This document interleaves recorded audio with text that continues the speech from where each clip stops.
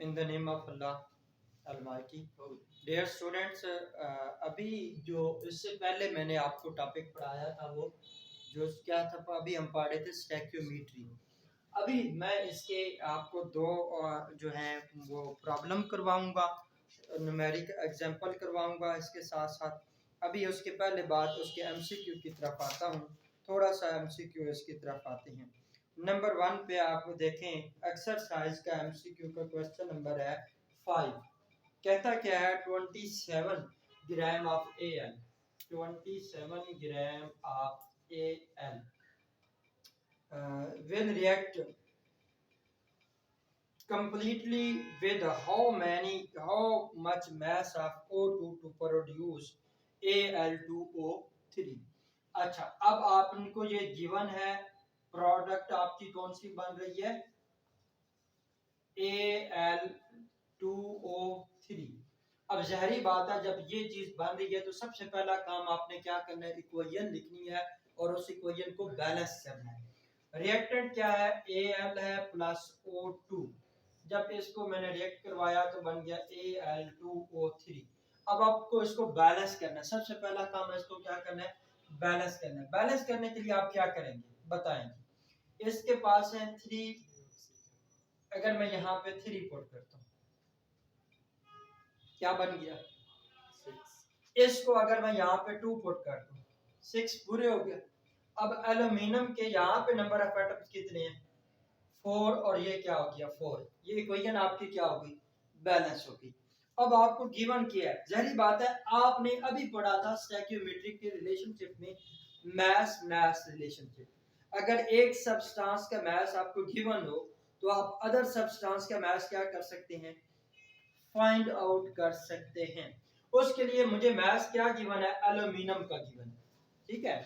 Aluminium का जो मास है वो मुझे गिवन है। अब देखें, इसके सबसे पहला काम है आप नंबर ऑफ मोल्स फाइंड करें, नंबर ऑफ मोल्स फाइंड करें।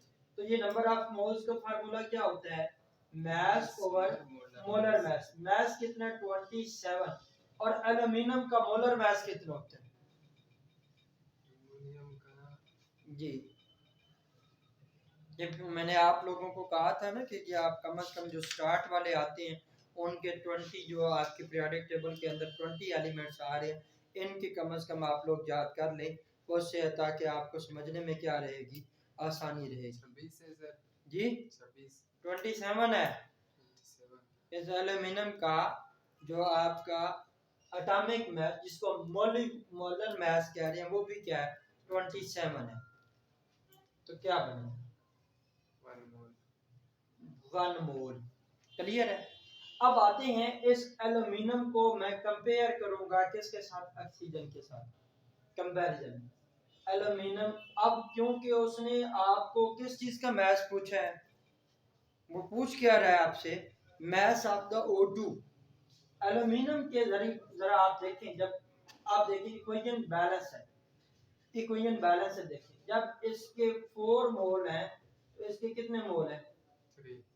अगर एल्यूमिनियम का 1 मोल होगा तो इसका कितना बन जाएगा 3/4। ये इसके क्या आ गया नंबर ऑफ मोल्स। अब एल्यूमिनियम का क्योंकि जो नंबर ऑफ मोल्स हमने फाइंड किया वो भी कितना बन रहा है 1 बन रहा है। अब ऑक्सीजन के नंबर ऑफ मोल्स ये आ गया, आपने क्या फाइंड करना है, ऑक्सीजन का मास।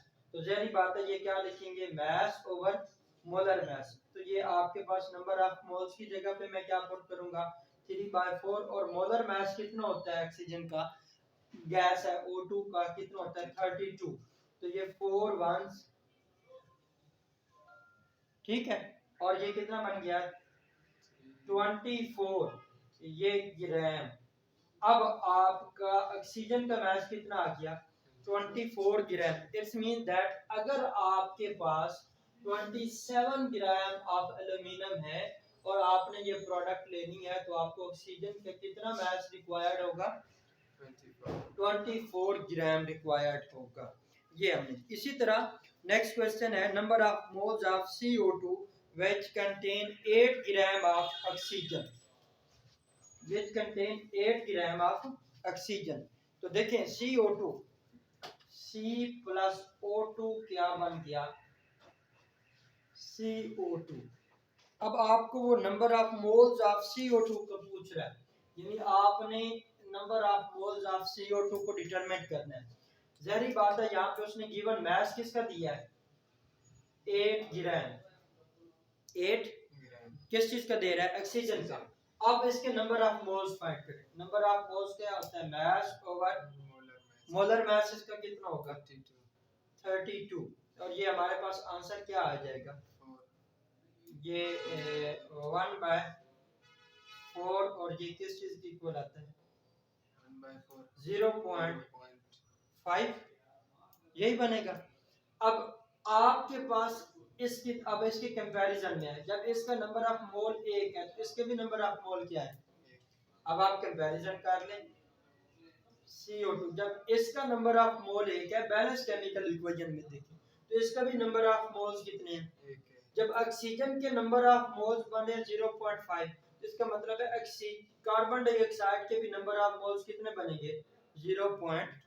अब इसी तरह अगर मैं 16 कह देता हूँ, आपको कहता है कि वो ऑक्सीजन की 16 ग्राम है, तो क्या करोगे, यहाँ पे 8 की बजाय आप क्या पुट कर देंगे, 16। यहाँ पे क्या पुट कर दोगे, 16, ये 1/2, तो क्या आंसर आएगा, 0.05। ये पहले वाला 0.0 ये ठीक किया था आप लोगों ने। ये कैलकुलेटर दोबारा इस्तेमाल करें, मुझे लगता है आपने मिस्टेक की है। 1/4 है सर, 1/4,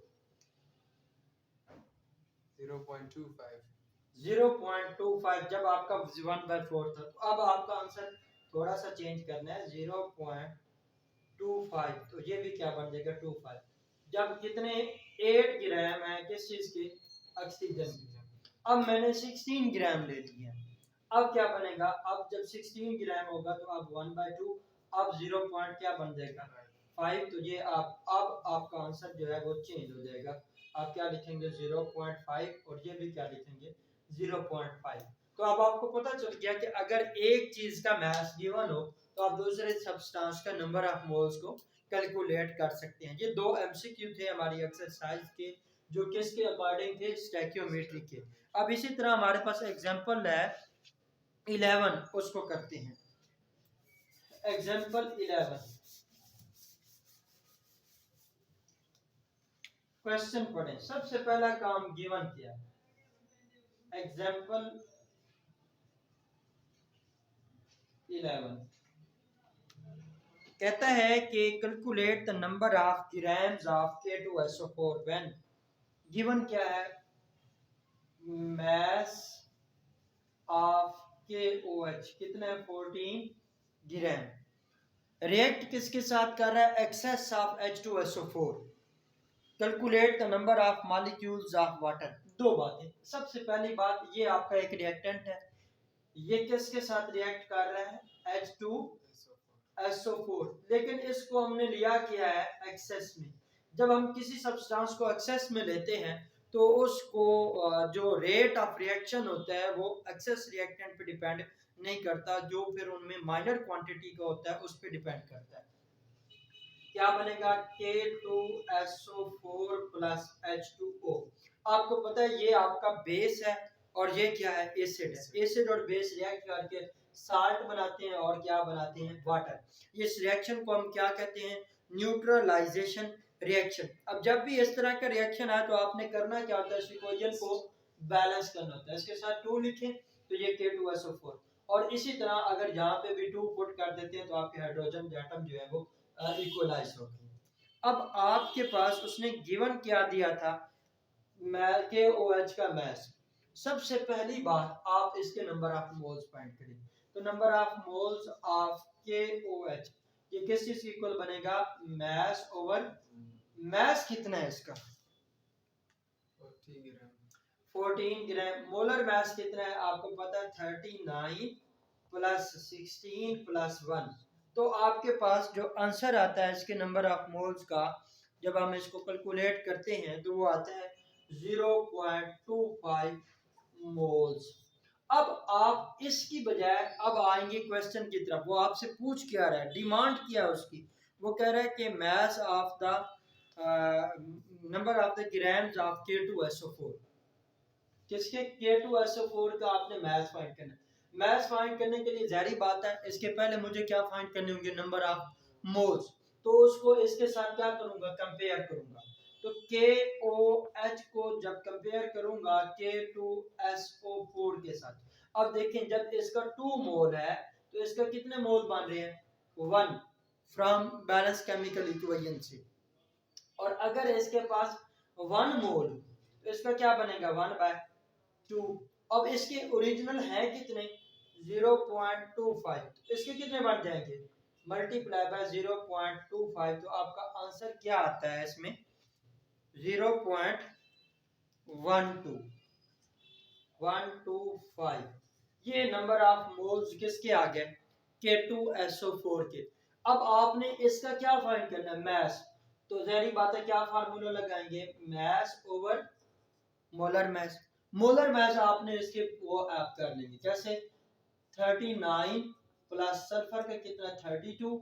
अब कितने एटम है? 2 और 4 इंटू 16।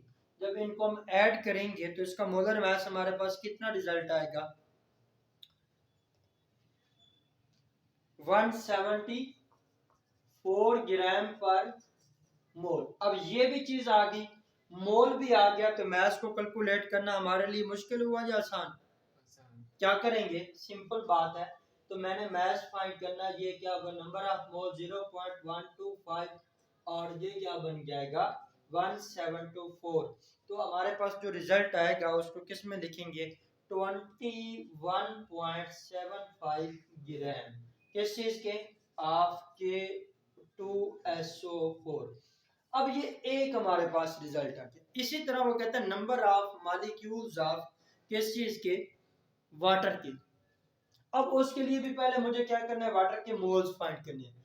अगेन कंपेयर करूंगा KOH को H2SO के साथ। अब देखो इसके साथ मैं कोई कंपैरिजन नहीं कर रहा। क्यों? हमें एक किस चीज का मास गिवन था, जिस चीज का मास गिवन है उसी के साथ उसको कंपेयर करना है। तो ये इसके 2 मोल्स हैं तो इसके भी 2 हैं। जारी बात है जब उसके 1 होंगे इसके भी क्या होंगे? 1 होंगे। और इसके कितने नंबर ऑफ मोल्स थे? 0.125। इसके भी कितने बनेंगे? 125। अब वाटर के नंबर ऑफ मोल्स आ गए। अब आपको वो कहता है कि नंबर ऑफ मॉलिक्यूल्स फाइंड करना है। तो कौन सा फार्मूला लगाएंगे आप लोग? नंबर ऑफ मॉलिक्यूल्स का क्या फार्मूला है? नहीं, अब आपके पास नंबर ऑफ मोल्स आ गए हैं, अब आप मैथ नहीं करेंगे। Number of moles multiply bye Avogadro's number. अब नंबर ऑफ मोल्स की जगह पे ये आ गया मल्टीप्लाई बाय 6.02 10 रेज़ पावर 23। तो देन आपके पास रिजल्ट कितना आ गया? जब इसको मल्टीप्लाई करेंगे तो 1.50 मल्टीप्लाई बाय 10 रेज़ पावर 23। यहाँ पे क्या लिखूंगा? Molecules of H2O। ये हमारे पास जो एग्जांपल थी, ये कितने की है हमने? ये एग्जांपल नंबर 11 है। इसी के साथ हम एग्जांपल नंबर 12 करेंगे। ठीक है, इसका आप एक दफा स्क्रीनशॉट ले लें, फिर आगे एग्जांपल 12 करते हैं। जी नेक्स्ट क्वेश्चन हमारे पास है एग्जांपल नंबर 12। वो कहते हैं magnesium react with HCl to form hydrogen gas. अब रिएक्टेंट अब आपके पास कौन सा है? Magnesium react HCl to form.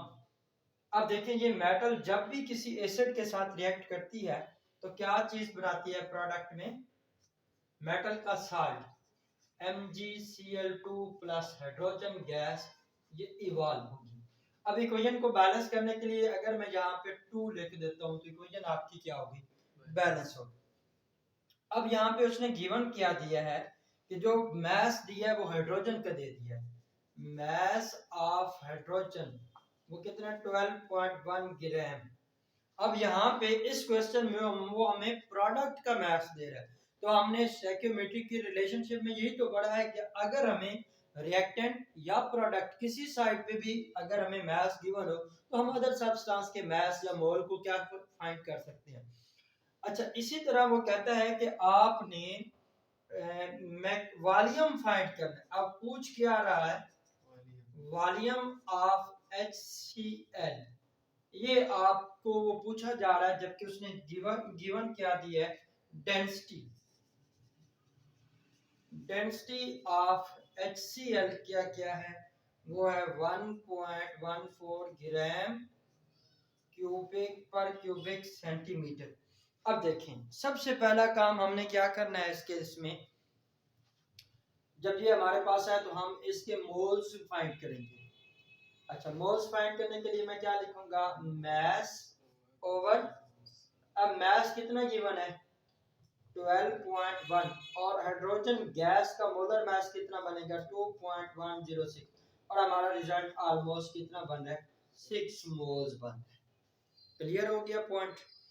अब आपका इससे का कंपैरिजन करेंगे पहले इसके साथ, समझ आ रही है कि नहीं आ रही। तो इस केस में मैं क्या करूंगा, H2 का HCl के साथ कंपैरिजन करूंगा। अब इसमें जो चीज आपने डिटरमिनेट करनी होती है उसको हमेशा बाद में लिखते हैं और जो चीज नाउन होती है उसको हमेशा पहले लिखा जाता है।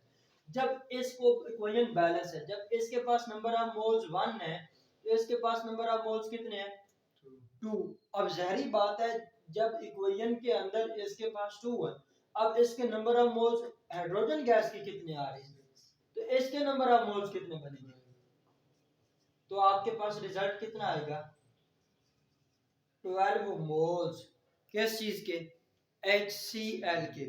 जब इसके मोल्स आ गए हैं तो आपने इसका मास फाइंड करना हो तो क्या करेंगे, N is equal to M by M, मैंने M फाइंड करना है तो मैं क्या करूंगा number of moles multiply by molar mass. Number of moles क्या लिखूंगा 12, मोलर मास को मल्टीप्लाई करना है तो आपको पता है हाइड्रोजन का कितना होता है 1 और क्लोरीन का कितना है 35.5, तो दोनों को आप करेंगे तो कितना आएगा 36.5।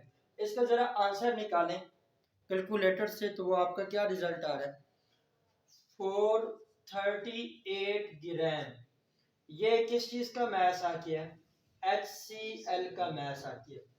अब एक पॉइंट पे यहाँ पे स्टूडेंट कंफ्यूजन करता है, स्टूडेंट क्या करता है कि वो इस चीज को आगे फार्मूला में पुट करके उसका वॉल्यूम निकाल देता है। अब देखें एक बात और चीज सुने, डेंसिटी का फार्मूला क्या है, जरा यहाँ पे ये फार्मूला लिख लें। डेंसिटी का फार्मूला क्या होता है मास बाय वॉल्यूम। अब डेंसिटी हमें गिवन है, हमने वॉल्यूम फाइंड करना है, मास हमें क्या मालूम होना चाहिए। अब स्टूडेंट इसी चीज को पुट करके रिजल्ट निकाल देता है जबकि क्वेश्चन क्या हो जाता है रॉन्ग हो जाता है। अब यहाँ पे एक देखें वो कहता है कि volume of HCl solution 27% by weight. अब देखें ये मेरे पास एक कंटेनर है, इसके अंदर 27% वेट किसका है HCl सॉल्यूशन का है। जब सॉल्यूशन बनाऊंगा तो सॉल्यूशन के दो कंपोनेंट होते हैं, एक हमारे पास सोल्यूट होता है और दूसरा कौन सा कंपोनेंट होता है सॉल्वेंट होता है। अब देखें इसका यहाँ पे जो हमने परसेंटेज ली है या कंसंट्रेशन ली है वो वेट परसेंट है तो टोटल क्या बनेगा वेट, वेट बाय वेट।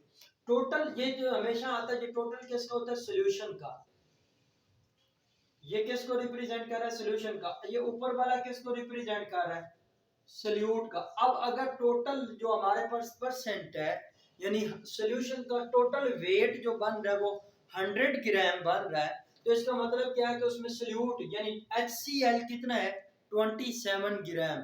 तो इसको अगर हम देखें यहाँ से आपने मास फाइंड करना है, अब 27 ग्राम ऑफ HCl, HCl क्या था यहाँ पे सॉल्यूट या सॉल्वेंट, सॉल्यूट are present